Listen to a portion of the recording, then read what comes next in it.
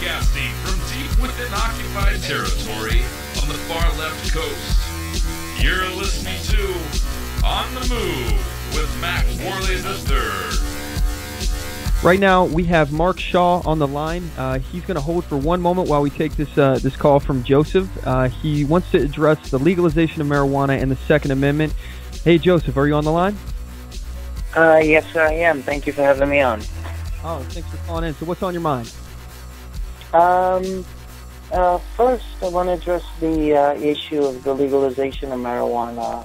First and foremost, I adamantly think that marijuana definitely is a gateway drug. There's been many studies that have come out, different cancer research studies, giving the devastating results of people who even short-term or long-term use marijuana. But I understand the argument of many states as to why they want to legalize it. And one of the main arguments is it's a low-level crime, and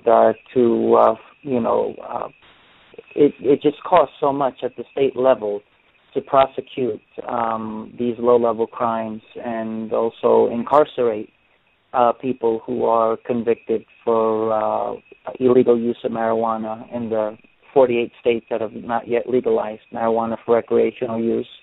And at the same time, it costs a lot of money for the police enforcement to enforce the laws on the books. So that is the only area where I can understand the argument of why marijuana is moving closer and closer to being legalized in many states that currently are taking it up on the ballot for legislation.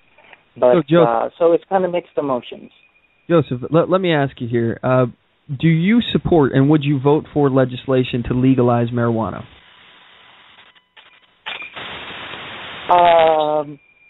In my state, I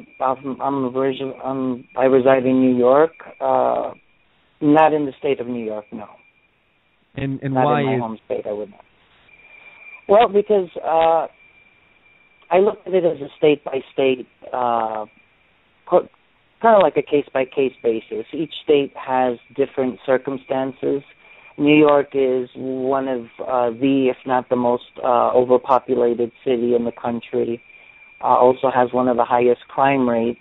So to do that with such a high population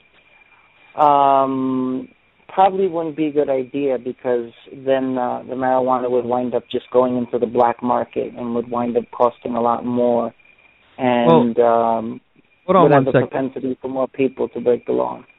Well, 1 second, Joseph. I want to address this here because we're touching on an issue here, and I have to ask you just a quick yes or no question. Do you think that the government should be able to tell you what you can and can't put in your body? Absolutely not. No, I think the federal government should stay out of that. I think that we need to go back to the Constitution. And I think that the states should be able to decide what is best for their state, and they should be able to craft laws that they feel would best suit their state and their and the people of their state. So I adamantly believe in the Constitution and enforcing that, and I feel that the federal government doesn't believe in the Constitution. Let me touch on this for 1 second, Joseph, here, because I want to get to the heart of the matter here of this, because I'm all about state sovereignty. I love state sovereignty. I think states have a right to govern how they wish. But at the same time, the question that I asked wasn't, do you think the federal government has a right to tell you what you can put in your body? It was, do you think the government has the right? And that includes state, local, city, or, through anything like that. Do you think that the government, period, has a right to nanny state and say what you can and cannot put in your body? Absolutely not. Okay, so if that's the case, then how can you support the state government deciding what you can and can't, but you have a problem with the federal? You see what I'm getting at there? Because each state crafts their laws depending on the unique circumstances of their states.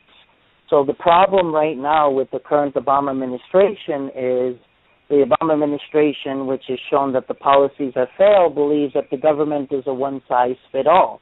that the government should be able to pass laws at the federal level that is a one-size-fits-all, and that is just not the case. Each state is uniquely different in its own perspective, and that is the main reason why each state do craft the laws that best suit their state, because each state has different circumstances.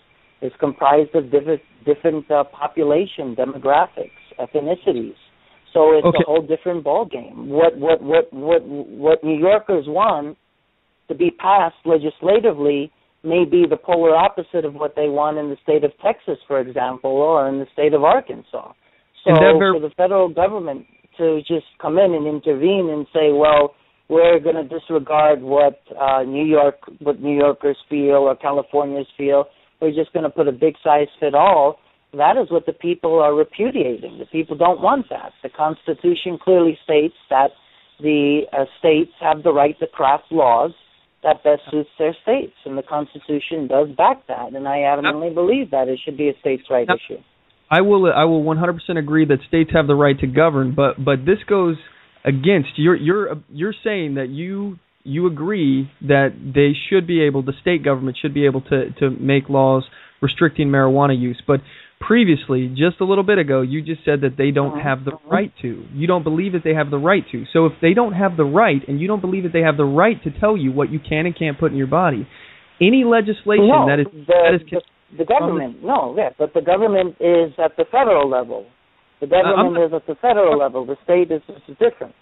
I'm talking about all government. I'm talking about local, state. And I asked you the question. Oh, okay. No, I'm sorry. I didn't hear that question correctly. No, if you're specifying which type of government that I believe should administer that, no, I don't believe it should be done anything above the state level when it comes to what you should put inside your body. And I think in many cases the states have the ability to handle their own laws and legislations more efficiently than the government.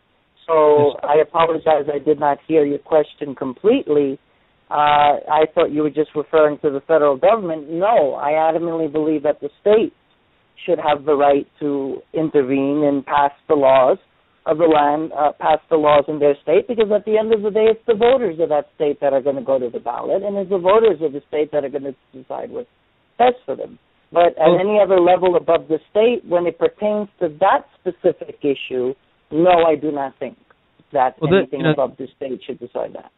This is where we're going to have to disagree, and I really do appreciate you coming on. If you want to stick around, I want to talk more about this with you, but I got to get back to Mark here. He's waiting on the line, but I'm just going to have to respectfully disagree and just say, where I stand on this issue is that, yes, states have rights. They have the right to govern the way they see fit. The federal centralized government has no authority whatsoever to impose its will on sovereign states.